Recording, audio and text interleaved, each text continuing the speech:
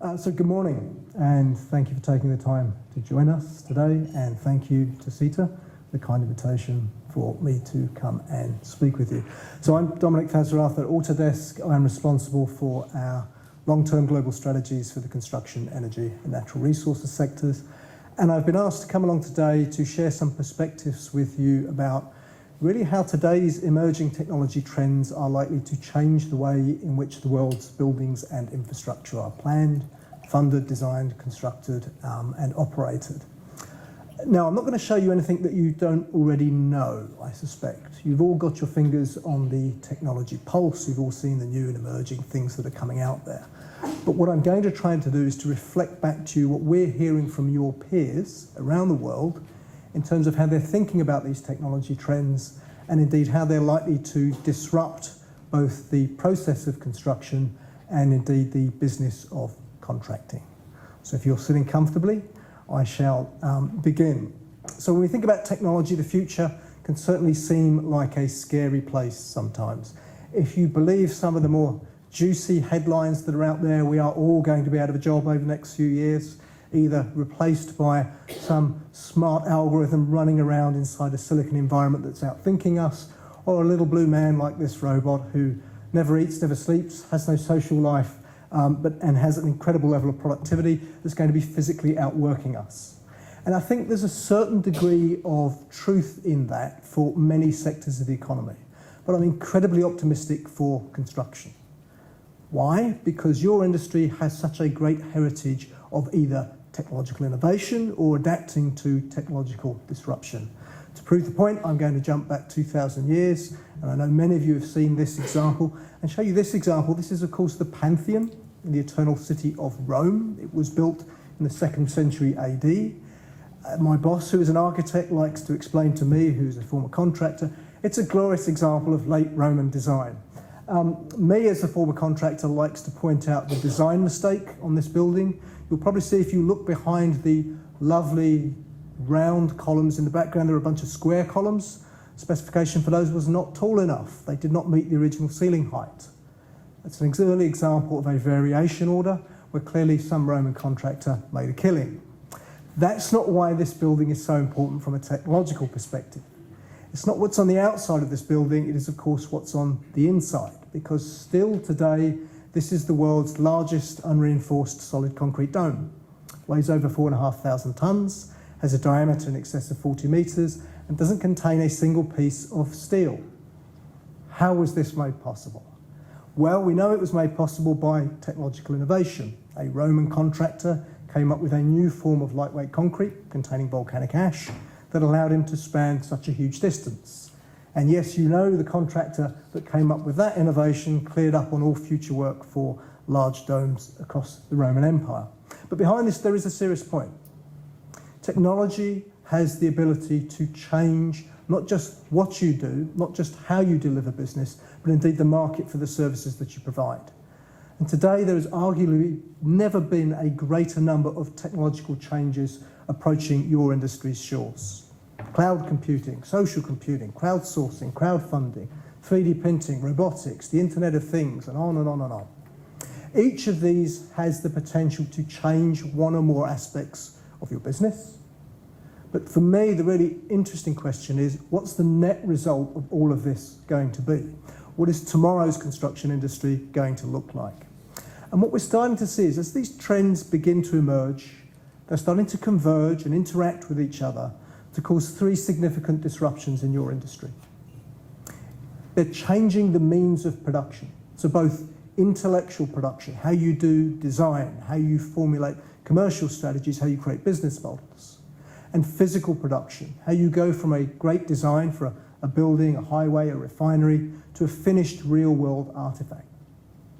Technology is disrupting the nature of demand for your services, the types of services you're being asked to provide, and indeed the assets that you create. And finally, we know that things are getting smarter. The definition of products is changing. We've all got smartphones, smart televisions, some of us had smart refrigerators. We know that things are getting smarter, they're getting connected, intelligence is moving out into the network. You think about traditionally, the value of a built asset was really cast in stone, quite literally, at the time of creation. The fabric of an asset, the systems that went into it at the time of construction, really predetermined the value of that asset across its life cycle. Now, with the Internet of Things, with the way that we're digitally lighting up our cities, that is no longer the case. Value can be redefined. So let's take a closer look at each of these three. Changes in the means of production. We know that intellectual production is being disrupted by the cloud. We're all familiar with cloud computing. We all use it on a daily basis to cooperate, to collaborate, to go onto Facebook, etc., to use our email systems to do office automation. But there's another side to the cloud, of course, that's fundamentally more important for you. And it is this notion of infinite computing, being able to tap into vast amounts of computing power to solve problems very quickly. Renting essentially on demand hundreds, thousands, tens of thousands of CPUs to do parallel processing. Let's think about the implications for that. If you look at the example on the top right there, that's simulating wind flow through a complex urban environment. To do that type of simulation on a desktop machine would have taken quite a powerful machine, say 4 CPUs, a bunch of RAM, a few hours potentially to do that kind of calculation. Now, if you can throw that kind of calculation up into the cloud and tap into an unlimited amount of processing power, suddenly analysis becomes in line with design. And that opens up a really interesting range of possibilities for you. If you look at the bottom right there, you see an early example of this. This is an example of a real estate developer who has determined that in his particular city there is, say, a commercial opportunity to provide 10,000 square metres of high-end office space. But what's the right built asset answer to that business opportunity? Is it 3 buildings? Is it 4 buildings? How many floors should those buildings have? How large should the floor plates be? What about embedded carbon? What about cost of finance, etc.? To go through the potentially millions of permutations and land on the lowest life cycle cost for that business opportunity simply hasn't been possible until now, until going forwards when you can tap into that huge amount of computing horsepower. That means design is fundamentally changing. Design in your industry has been an iterative process. You do a design, you analyse it, you don't like the results, you redesign, you reanalyse, and you go through that loop as many times as you have time, money and resources to throw at a problem. Going forwards, you will have an infinite number of resources. That means design will move from being best practical, as it is today, to best possible. Take it a step further, and you can ask the question, as human beings, are we best equipped to do design? We are incredibly smart, we can think in complex and abstract ways, we can process large amounts of information, but we are also biased. We bring our own preferences to design challenges. Computers are cold, hard, calculating machines. They don't suffer from those kinds of tendencies. And that again opens up some quite interesting possibilities. This is an example of generative design, and you may have seen this or similar examples. So this is an algorithm that's basically mimicking evolutionary design. It's been set a set of output parameters and told, go away and come up with the best answer to this problem. Tapping into that huge amount of computing horsepower, and in this case, looking for the best compromise for spatial layout for a building project. Now, those of you that work more on the business side of construction can probably begin to see how this could be put to work from a commercial perspective. Cast your mind back 3 years, look at the UK market as an example. There's a lot of quite aggressive procurement going on, single stage design and build. Can you imagine using a smart algorithm thrown at that type of challenge? What price should I bid this job at, given this is how it's being aggressively procured? Looking for early signs of stress in my supply chain, movements in material prices, etc., to ensure that you have the best commercial response. This is another example. This is, of course, one of a chair. A computer has gone away and designed a chair. It hasn't been told what this chair looks like. It's just been given a set of output parameters. It needs to bear a certain weight, needs to weigh so much, needs to cost so much to manufacture, and needs to be 3D printed. You can start to see how it really does begin to mimic nature. How is this relevant to your industry? When I showed this to a utility contractor, he instantly talked about this and talked about the issues that his clients have with outages in high voltage transmission circuits. Yet the economic cost of making these circuits resilient versus the chance of the economic loss of one of them going down and then being hit with penalties is a really difficult calculation to make. Imagine using a smart algorithm that can run around and come up with the absolute best compromise. How else do we see intellectual production is changing? Or finally, big data is becoming available in your industry. Big data is, of course, probably more commonly recognised from sectors like retail and finance. But now, for the first time in the history of your industry, you are collecting large volumes of highly trustworthy data. And you can start to put that to work by connecting that to what you are already doing in BIM. And you can see some of the potential results that can be achieved are pretty eye-watering. I'm sure there isn't anybody in this room that wouldn't like to hit these kinds of numbers. Maybe you are already. For this to become quite commonplace. How else is design changing? Well, we think the fundamental act of collaboration is going to be disrupted again by the cloud. Your projects are complex. They involve multiple companies with personnel split across multiple geographies. Collaboration in your industry has traditionally been asymmetric. Somebody does a piece of design here, throws it over the fence to somebody else, who then has to go through that horrible process of doing clash detection, coordinating models, and then giving out the bad news to somebody else. You need to move your ductwork because somebody else has put a column here. Imagine a future where these types of environments are commonplace. This is an example of a real-time collaboration environment where 4 individuals are working in different locations, potentially across different commercial interfaces, all within the one digital environment. This holds the promise for collaboration to become symmetrical in your industry with all of the associated benefits. And one final thing about how we see intellectual production is changing from a design perspective. There is this incredible collision of the digital and the physical worlds occurring. And that's manifesting itself in 3 ways. Yes, this kind of thing, which we all see and many of you are already using, use of laser scanning to capture the real world and suck it into a silicon environment. We know the ease of doing this is getting better, the cost is coming down, fidelity is going up, and we also know that technology is moving along. This is, of course, an example of reality capture, the use of cheap digital cameras. I mentioned convergency earlier. Cheap digital cameras that use digital photos that are loaded up into the cloud, that uses A, that huge amount of computing horsepower, and B, a smart probability-based algorithm to stitch together those 2D digital pictures to create a dimensionally accurate 3D model. Which would you rather send this chap down into this cable vault with? Instead of dusty 2D plans or a dimensionally accurate 3D model? And because it's happening in the cloud, it is scalable. So as in this case of Rio Tinto in North America, this is one of their bauxite mines.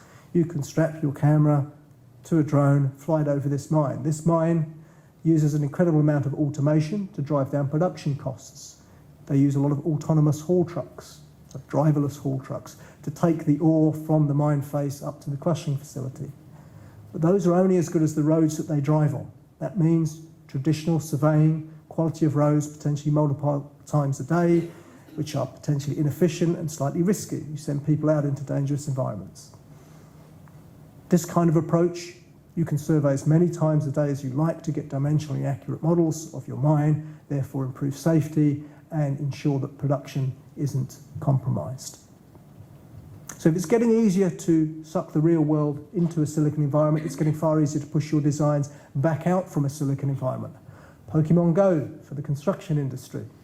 Wouldn't it be nice if every utility contractor had access to this kind of technology?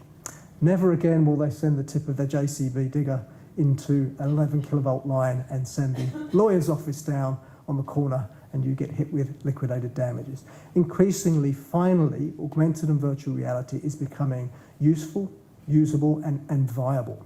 And it's also opening up some interesting other opportunities. We hear continually around the world that your sector has a skills crisis. You have an urgent need to get a lot of old heads on young shoulders. Get people excited about your industry, bring them in, and get them up to speed. But you think about the traditional rote ways of learning, instructional, quite dry. You have to attract the millennial generation into almost a video game kind of working. And what we're starting to see is companies are beginning to turn to immersive, augmented, virtual reality type environments to help people go through the learning curve. Because as human beings, we learn far better by playing, by doing. Better to do it in an environment like this, where actually, yeah, it's not a smart idea to be welding where there's a hydrocarbon leak. And if there is, lift your visor up before you run into the ladder and knock yourself out when you're trying to escape. Again, a way to perhaps accelerate people through the learning curve and mitigate some of the skills issues in your industry. Well, if it's getting easier to suck the real world into silicon and easier to push it out, what's happening in between, this third issue, this third facet of the collision of the physical and the digital, for me, is probably the most exciting. And it's the rise of these types of things, gaming engines. Just like our kids play on their Xbox, their PlayStation, increasingly now we can simulate not just geometry, not just X, Y, Z coordinates, but physics, crowd behaviour, weather behaviour, etc. Essentially, anything that you can turn into an algorithm, you can put into a gaming engine. And that should start to mean you can test your designs across multiple dimensions before committing to proceed. A couple of examples here. Top left you see, this is simulating evacuation of an offshore platform. Yes, each of those little yellow briquettes is a real-world person with hopes and dreams and aspirations. But what happens when the alarm sounds and they have to make it to the muster stations? Where are the choke points? How will the crowd behave? Increasingly, you can start to simulate that and adjust your designs accordingly. Or top right on a grander scale here, you're seeing simulating increasing metro line capacity in an already crowded city environment. What happens if you punch a station entrance at a particular downtown intersection for two streets? What's the impact going to be on the footfall for the retail outlets, for example? You can start to simulate this type of stuff and bring it far back closer to either the business case, the environmental case, or whatever the original rationale is for the asset that you're involved with. So let's change gears to talk about physical production. I'm sure there isn't a single person in this room who hasn't seen this classic example from the Broad Group, erecting a 30-storey hotel in 15 days through intensive use of prefabrication. Prefab is, of course, nothing new. Many of you are already practicing this. What digital technology is doing is making it far easier and far more accurate and far more reliable to accelerate prefabrication. And for me, the exciting thing is, you could argue all forms of contracting are variable cost undertakings, and nailing prefabrication is a way, certainly for you, to move more towards fixed costs. This is coming in two guises. It's coming in the ability to optimize standard modules and allow them to be used to build up larger assets, this kind of thing, but also breaking down quite complex designs into smaller components that can be fabricated off-site. Of course, prefabrication isn't the only change that's happening in physical production. You would have to have been on Mars not to have heard what's going on with things like 3D printing. 3D printing is, of course, so revolutionary, this whole digital fabrication thing, because it's fundamentally disrupting the traditional manufacturing paradigm. It used to be that it was expensive to buy a bespoke component because complexity and uniqueness in manufacturing are expensive traits. The whole modern manufacturing paradigm has been built on the notion that off-the-shelf standardised components are far cheaper. But now, if you can go from a great design to a finished thing in a single touch, in a single machine, without having to retool in over 80 different types of material, suddenly complexity and uniqueness are free. And you are unconstrained in your designs. Some examples there I just showed. This one happens to be for a 3D printed steel bridge in the Netherlands, which we are one of a number of sponsors. It's another example from China. This is the famous $5,000 3D printed house available to you. You may not like the aesthetics of this building, but you can probably imagine using this perhaps to print temporary buildings on your sites, which are then crushed out afterwards and you use the rubble for infill. The point is it is beginning to happen, and there are real-world examples out there. And while you're getting your head around how this is going to change the way in which you physically deliver assets, there's also another aspect to this whole 3D printing, digital fabrication revolution you need to be thinking about. And it is this. It's the rise of these types of facilities. This is a microfactory, a small neighbourhood factory that's equipped with lots of high-tech fabrication stuff, that's able to build your things for you, but do it in a way that's very close to your construction sites. You think over the last 20, 30, even 40 years, your industry has taken advantage of reduced trade barriers, reduced shipping costs, to bring in incredibly complex and quite globally extended supply chains. Can you see these types of facilities will radically change your supply chain? A whole new era of localism might crop up. How do we think technology is going to change the nature of demand for your services? Well, we've all seen the stats, you've all seen the charts like this. The good news is there's going to be a lot more work around for your industry. We know over the next 15 years, there's going to be an 85% real growth in construction output worldwide. Most of that growth is going to come in non-traditional markets, in emerging nations, and most of that growth is going to come in cities, in complex cities, and or supplying the infrastructure for those cities. That means you are increasingly going to be called upon about what to build, how to build, why to build, to meet those complex, really urbane demands of city dwellers. And the answer to that is going to mean you're going to have to be looking into data, big data, to come up with those types of decisions, which is giving rise to demand for these types of tools, where you can start to model large data sets at the city level to understand how these types of environments operate almost as organisms. The network effect. How is energy being consumed? What are occupancy levels like? What is water demand? What are passenger transits like? So you can start to help your end clients make those key decisions about what to build, and they're building their business cases for how they're going to deliver value either to citizens of this city or to their shareholders. Let's shrink down to the small scale and think about how technology is going to change the nature of demand. This is Ralph, our PR manager. He sits over on the East Coast. He's having his overly healthy breakfast, and he's looking at your project. Because today, of course, the internet puts your project into everybody's breakfast room, dining room, while they're on the bus, on the train. And that means everybody can have their say in your project. And that raises questions around social license to operate, because you're continually under the spotlight, but it also gives you opportunities to crowdsource, to engage Ralph and others in terms of, well, we're thinking about putting this new urban transit system through your neighbourhood. What do you think? Can you speed up the consultation process? Far better to have the end user of the assets engaged at the earliest stage through these types of platforms than to build the thing afterwards and put up with their ire. And it's also opening opportunities for this as well. This is, of course, a now quite famous example from the Netherlands. A piece of social infrastructure, nothing particularly complex on the surface. It's the stuff you see there in colour, some elevated walkways, some landscaping. Why this is so important is because this is an example of a purely crowdfunded project. So we think about the issues we have, particularly in the mature economies, carrying large amounts of sovereign debt. We don't have the money to spend on all of this infrastructure that everybody says we need. Can we start to see that perhaps crowdfunding platforms can open the door to building and funding the building of built assets? Absolutely, yes, we can. It's already happening in the private residential sector to the tune of around sort of funds around $20 million. Why not in social infrastructure as well? So finally, I wanted to touch on products, this notion that things are getting smarter, things are getting connected, and that the definition of value is changing. We've all heard of the smart home. We're increasingly hearing of the smart highway. It's a traffic jam. Your car talks to the road, talks to your heating system at home, etc. And we know that there's been this huge tumble in the price of sensors. Sensors are now so cheap that you can literally, as in the case of these ones, scatter them in the concrete. They self-generate electricity, send signals, etc. Huge amounts of data. Cisco estimates there are going to be 50 billion devices connected to this Internet of Things just by 2020.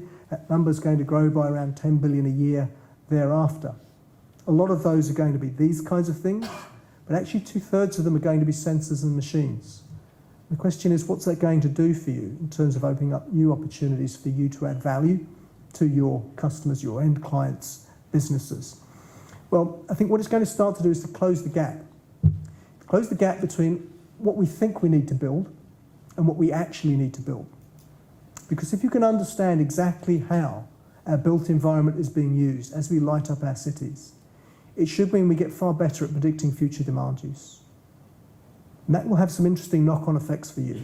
Because if you can start to take that Internet of Things feedback data, combine it with big data, combine it with things like demographics projections, it should mean that you have a very accurate assessment of everything from mean time to failure for a piece of rotating equipment to changes in urban living patterns. And as contractors, that means you should be able to be far more confident about your future pipelines of work. Scale up and be far more aggressive about the types of projects that you're going after. Invest for them, because there's a good chance that they will happen. And there's a better chance that you will win them because you'll be far more focused on them. So changes in the means of production, changes in the nature of demand, and changes in products. What's the net effect from all of this technological change? I think it's simply this. There is a new competitive landscape coming for construction. And regardless of size of company, level of capitalisation, location, track history, etc., it's going to level the playing field because any company is going to have access to 4 new capabilities: an unlimited amount of processing power in the cloud and smart algorithms to solve incredibly complex challenges, whether they are design challenges or commercial challenges, very quickly. You will not necessarily need 200 smart people under one roof in an expensive building to solve complex challenges. Anybody will be able to connect talent together, regardless of where they are in the world, to get the best ideas. We are already seeing some of our customers starting to use work exchange hubs to access very specific design knowledge for some of their projects. Anybody can collide the digital and the physical worlds, suck the real world into a silicon environment, play with it, test your designs, game it, push it back out through augmented virtual reality, and then deliver a physical asset in the minimum number of touches. And fourthly, perhaps most importantly, we think this is going to change the way in which capital flows in your industry. By significantly reducing the risk in the construction stage, we think it will be easier to raise construction finance. And we think sources like crowdfunding are going to provide alternative means by which your end clients can actually fund their project. At Autodesk, we refer to this new era as the era of connection, probably for obvious reasons, because it's allowing you to connect people, technology, processing power, know-how, information together to the point of decision-making very seamlessly. And I know you're probably already thinking about this, if not implementing strategies for it. This is the future. Thank you very much for your time.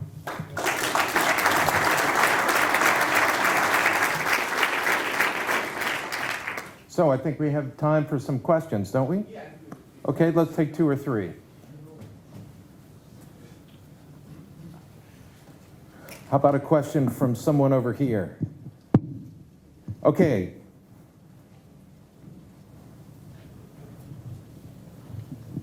Hi, how are you? Just a comment on the recent election victory by Trump in the States. I mean, that wasn't predicted. And I think a big wave that got him over the line was the fact that a lot of people are feeling they're being left behind. And a lot of what you're saying here looks like it's going to leave a lot of people behind if you're outsourcing design to algorithms. And I guess it's been driven by the profit motive. And I guess it's just a kind of a more macro question, really, in terms of, you know, how that fits into what you're saying, you know? Yeah, great point. I think there's 2 points to that. The first is, I'll reflect back to the earlier example I gave of the Pantheon, in that construction has a rich heritage of being able to adapt to technological change. Quite how these trends are going to play out is really in your hands. The capabilities are there. At the one extreme, you might say, well, let's look at what's happened in things like the taxi sector, in the music industry, in the hotel business with things like Airbnb, where those things have been completely disruptive. Will that happen in construction? Potentially. I think the great thing is, because those industries have led with technological innovation, you've got a lot to learn from them and see how potentially it could change your industry.